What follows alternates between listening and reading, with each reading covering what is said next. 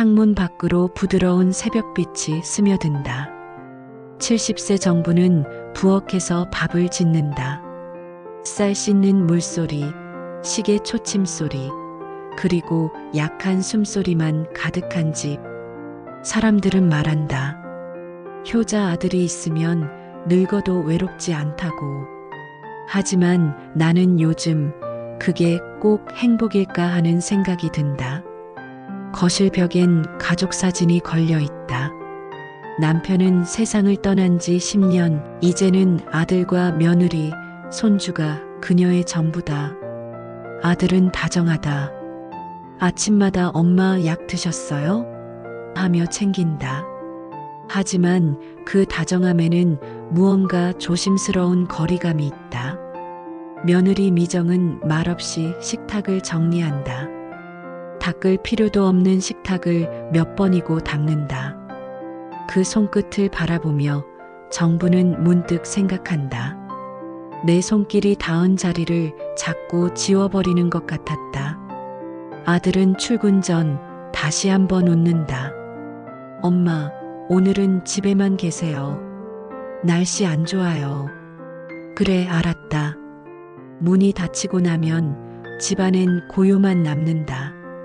정부는 텔레비전을 켜보지만 소리가 허전하다. 아들의 다정함이 오히려 공기처럼 무겁게 느껴진다.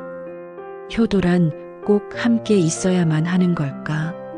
아니면 적당히 떨어져 있어야 가능한 걸까? 창밖으로 구름이 들이운다.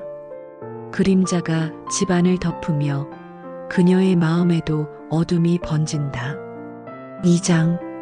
따뜻한 손길 속의 차가움. 현실적 불편함과 서서히 드러나는 이물감 약 1400자.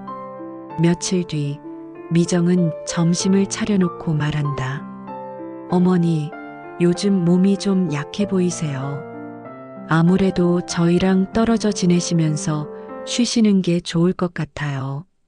정부는 순간 말을 잃는다. 떨어져 산다고? 무슨 말이니? 아니에요. 나쁜 뜻은 아니고요. 근처에 괜찮은 실버타운이 생겼대요. 엄마도 좀 편하게 계셨으면 해서요. 그 말에 정부는 웃는다. 하지만 그 웃음은 오래가지 않는다. 젓가락을 들던 손이 천천히 멈춘다. 나 때문에 불편한 건 그쪽이지. 며느리는 괜히 장롱 문을 닫고 아들은 아무 말도 하지 못한 채 고개를 숙인다. 식탁 위엔 밥 냄새 대신 어색한 침묵이 맴돈다.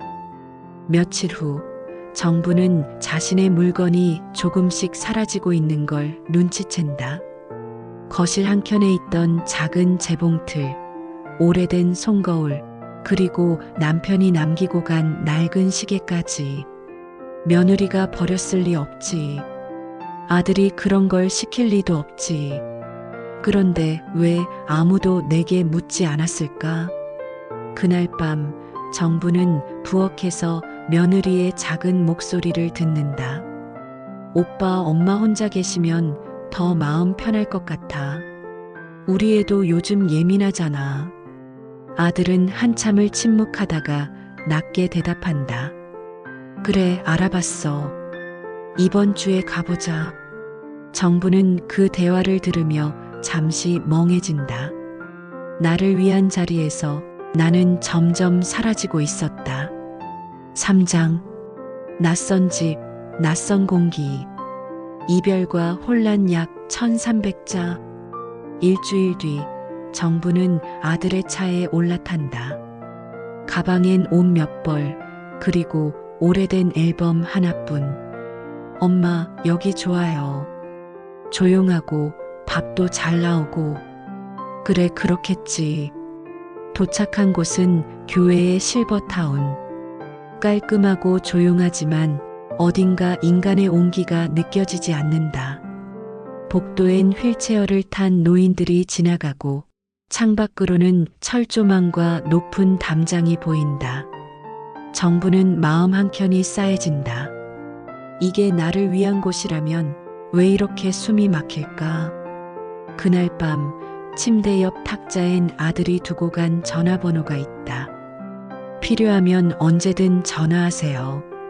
하지만 그 번호로 걸어도 늘 연결되지 않는다. 고객님의 사정으로 전화를 받을 수 없습니다. 며느리의 목소리도 손주의 웃음소리도 사라졌다.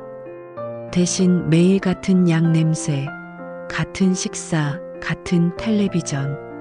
며칠 후 정부는 우연히 간호사에게 묻는다. 우리 아들 자주 오나요? 간호사는 잠시 머뭇거리며 답한다. 글쎄요, 한 달 전에 한 번 오신 것 같아요. 그 순간 정분의 손에서 컵이 떨어진다. 딸깍. 그 소리가 너무도 크게 울린다. 효도라는 건 결국 죄책감의 다른 이름이었을까? 사장. 오래된 사진 속의 진실. 감정 폭발과 반전의 전조약 1300자. 비 오는 날 오후 정부는 방 정리를 하다 오래된 상자를 발견한다. 그 안엔 그녀가 몰래 모아둔 사진들이 있다. 젊은 시절의 가족 사진, 남편의 유품, 그리고 낯선 문서 한 장. 부양의무자 확인서, 장남 박민수. 서류엔 아들의 이름과 함께 시설 입소 서류동에 도장이 찍혀 있다. 손끝이 떨린다. 내가 원한 적 없는데 왜 내 이름으로 이런 게 써져 있을까? 그녀는 전화를 걸지만 연결되지 않는다. 그저 기계음만 반복된다. 고객님의 사정으로. 정부는 담요를 덮고 천천히 눈을 감는다. 내가 이렇게 살라고 키운 게 아닌데 그 애도 나처럼 외로웠던 걸까? 그때 창문을 두드리는 소리. 한 중년 여인이 들어온다. 박정분 어르신? 면회인이 왔어요. 정분이 눈을 뜨자 그녀의 앞에 며느리 미정이 서 있다. 어머니 죄송해요. 미정아, 왜 그랬니? 저도 처음엔 몰랐어요. 그냥 남편이 그러자길래. 정부는 잠시 그녀를 바라보다 미소를 짓는다. 괜찮아. 너도 그 아이를 지키고 싶었겠지. 하지만 미정은 눈을 피하며 말한다. 어머니, 오늘이 마지막이에요. 저희 이사 가요. 멀리. 그 말을 끝으로 문이 닫힌다.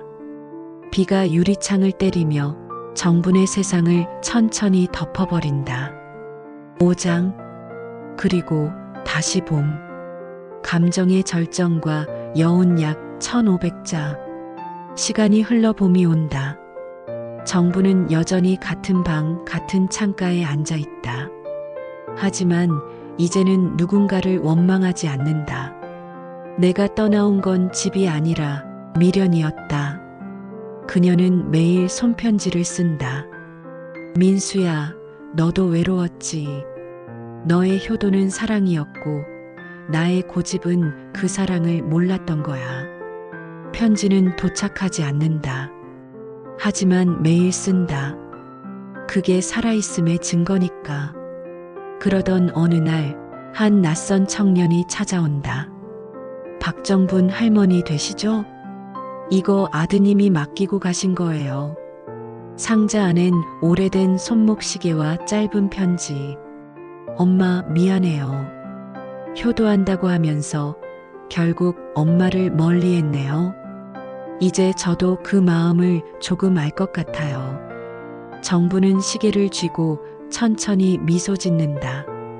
그래, 효도란 그런 거야. 미안하다고 말할 수 있는 용기. 창밖으론 벚꽃이 흩날린다.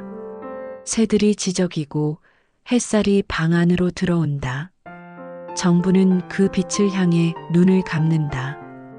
멀리서라도 서로의 안부를 느낄 수 있다면 그게 진짜 가족이지. 화면은 천천히 밝아지고 정분의 내레이션이 마지막으로 울린다. 효도라는 이름의 거리는 멀었지만 그 끝에는 여전히 사랑이 있었다.